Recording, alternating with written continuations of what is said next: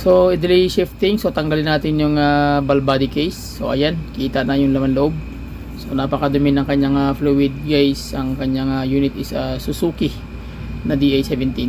So ayan ang kanyang fluid filter, so kailangan baklasin. So ayan, nakita nyo naman na umaagas na yung fluid, so talagang marumi. Yung tanggal natin daming dumi na bakal.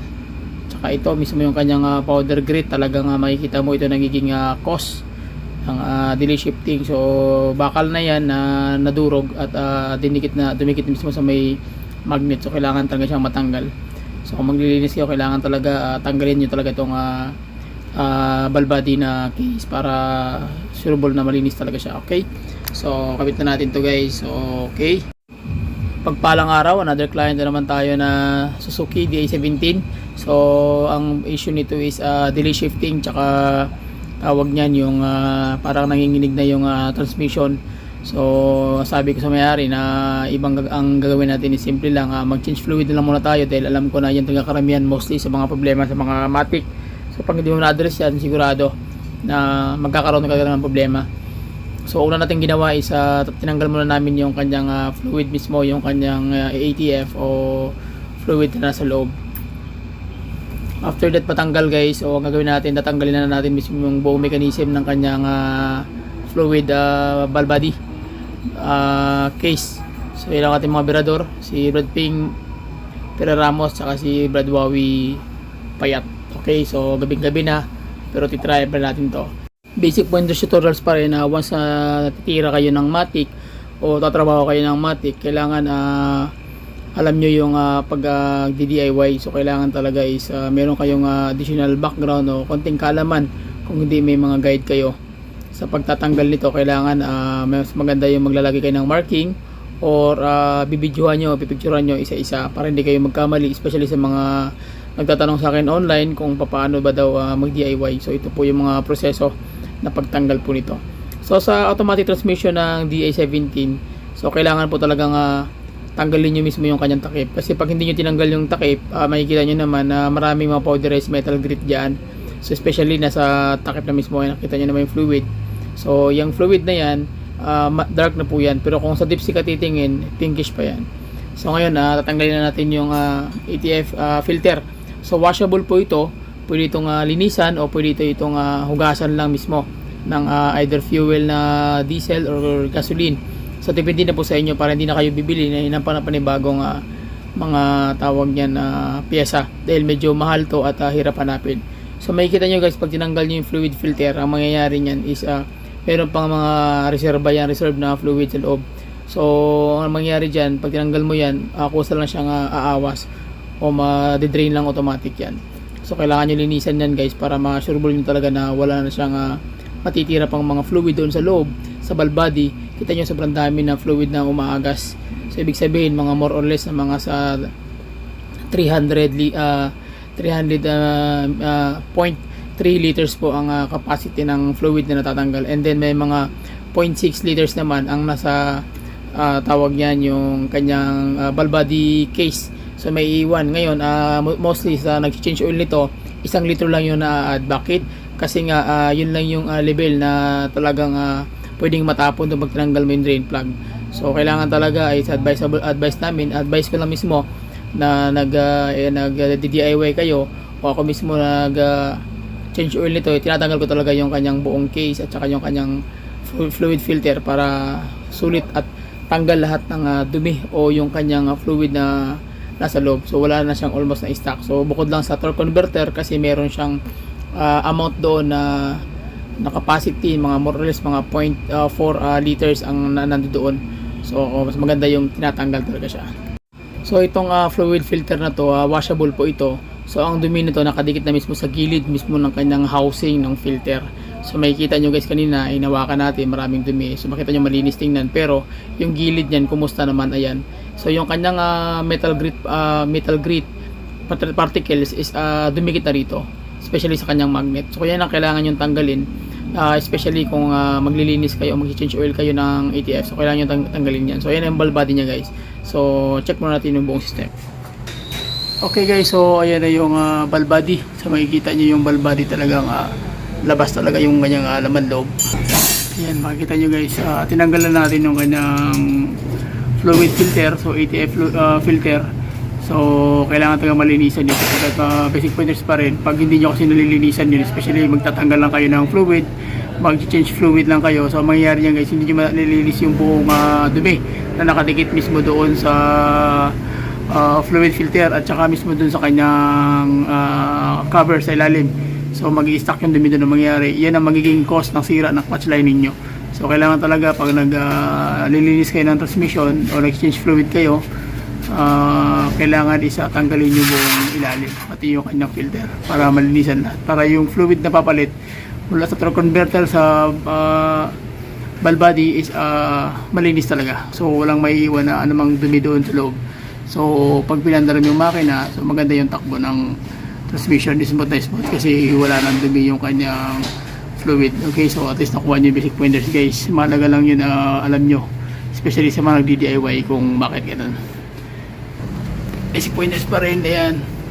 So bago na yung ano natin, ito bagong linis na yung ilalim para isang tira lang guys, sure ball.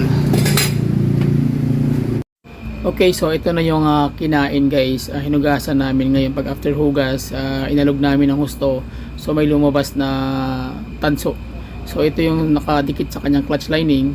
Bakit nagkaroon ng ganun? Dahil dito. So yung powderized metal grit na yan, particles, yan sabi ko sa inyo kanina na kailangan yung tanggalin yan para matanggal mismo yung bakal na nakadikit dito. Dahil yung bakal na nakadikit na yan guys, once na umaandar yung transmission, so may pressure yan, may current yan ng agos ng fluid, so high pressure yan, so hindi may iwasan na talagang natatanggal yan at dumadalo yan doon mismo sa buong system. Kaya yan yung mismo yung sumisira doon mismo sa clutch lining. Kaya magugulat ka na lang, matik mo wala nang drive, wala nang ano, kasi ano na, pudpud na kumbaga sa motor is wala na yung kanyang lining, pudpud na, so subject for overhaul na or open na yung kanyang transmission. Okay, so ito guys ang kanyang result after cleaning ng kanyang buong fluid filter. So ayan, makikita nyo guys, talagang marami na siyang nahulog ng mga particles na which is nasa lining niya nakadikit. So bronze yan na manipis, so ibig sabihin may tama na yung kanyang transmission. Okay, yun ang iniiwasan natin pag once nga magkakaroon ng problema sa loob. After natin malinisan, makikita nyo naman, ayan o, pogi-pogi na makintab na. Tapos sabi ko nga kanina, washable yan. So hindi ka nabibili ng pyesa. At saka yung kanyang mismong magnet, ayan, malinis na rin. So wala nang powderized metal grit na nakadikit dito. So nasa isang nagbibigay problema sa mga automatic transmission. Okay, so yun yung mga basic pointers guys. Kita nyo naman, shiny na siya. So hindi tayo nagpalit ng parts, kundi naglinis lang tayo. So ganoon lang kasimple yung pagtira ng mga automatic transmission pag nagdi-DIY kayo. Okay?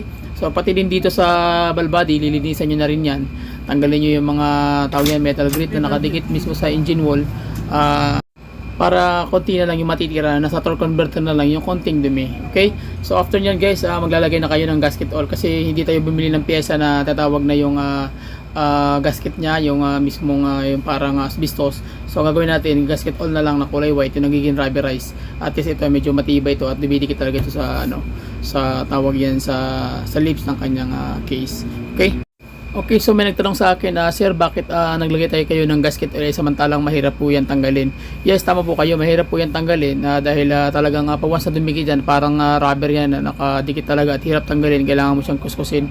So kailangan mo mag-effort talaga todo. So ang ginagawa natin is yan ang ginagamit namin sapagkat once na magtira ka ng isang makina, so alam mo naman na ikaw yung last touch.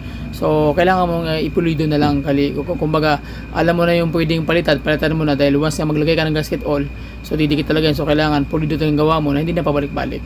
Bakit? Para maiwasan yung doble gastos ng may-ari. Kaya kami ginagawa namin dito, talagang pinupulido na natin kung ano yung pwedeng palitan at ano yung dapat gawin na natin. Kasi once na kinabit mo na yan, wag mo sabihin kinabit mo na yan, gumastos ng may-ari ng ilang libo.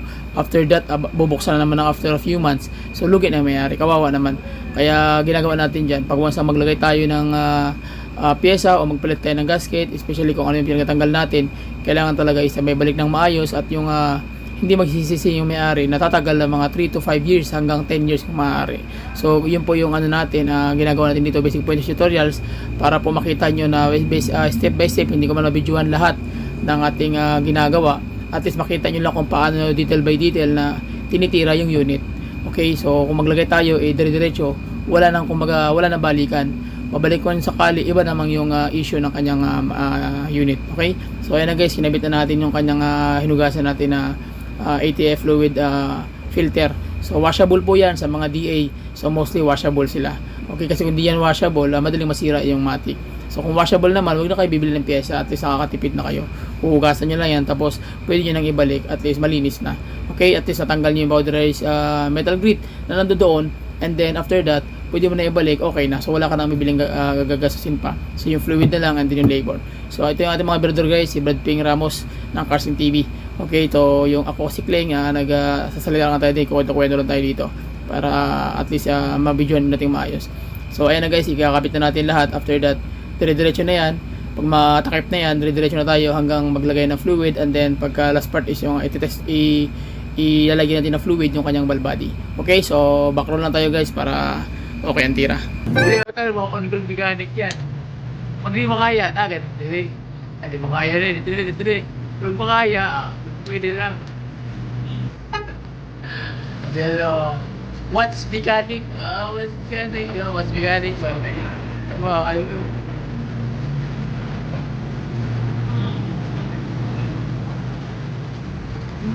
so basic pointers pa rin magkakabit din yan. Kailangan kung ano yung pagkakatanggal niya ng position, yun yung paggaling niya. Para hindi kayo magkakalit. Kasi ako na lang ako, magalang dulo.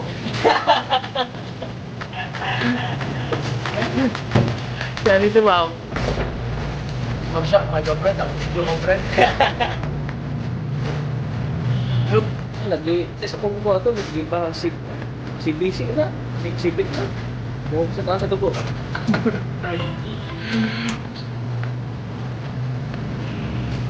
Tawag mo yan. Pinig ka. Gusto mo ka na eh.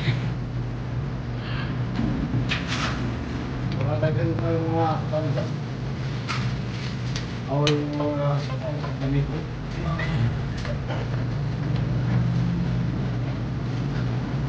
Sa talit. There you go, brother. Pinig na, dito. So, okay na. Gawa sa liga. Okay, so ito yung ilalagay natin guys, TTF Premium. Ayan.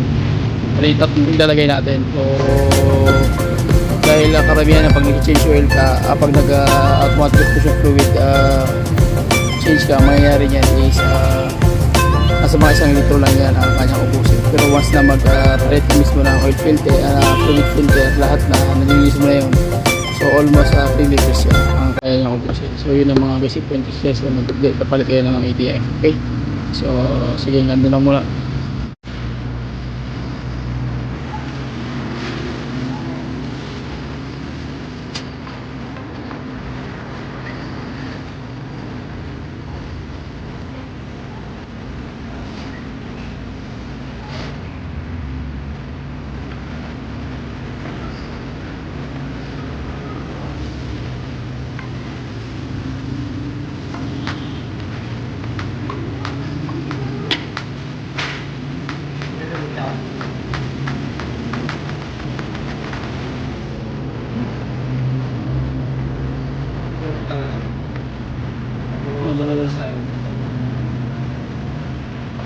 Ano? Kaya kanina guys. Okay, so ayan na guys, pinaandar ko na yung engine. So ang gawin natin ngayon, pag once na okay na yung ano mo, yung tira mo sa fluid, so ang gagawin mo, lalagyan mo ng laman yung valve body sa magitan ng pag-engage ng transmission. Okay? So ang gawin natin, reverse tayo, ayan. So neutral, tapos drive, then second, and then L. So ibig sabihin may mga laman yung valve body mo. So yan, second, drive, then neutral, reverse, and then park. Yan, o kumagana na yung ano. So ganun lang po yung ano, sistema para hindi kayo problema sa tatawag na yung transmission automatic. Okay? So maraming salamat sa inyo lahat sa walang sawang suporta at sa lahat ng mga ating mga nanood at ating mga subscriber follower. Ang ating brother Brad Ping Ramos, shout out sa Carson TV. So So please subscribe to my YouTube channel. Bye bye and God bless.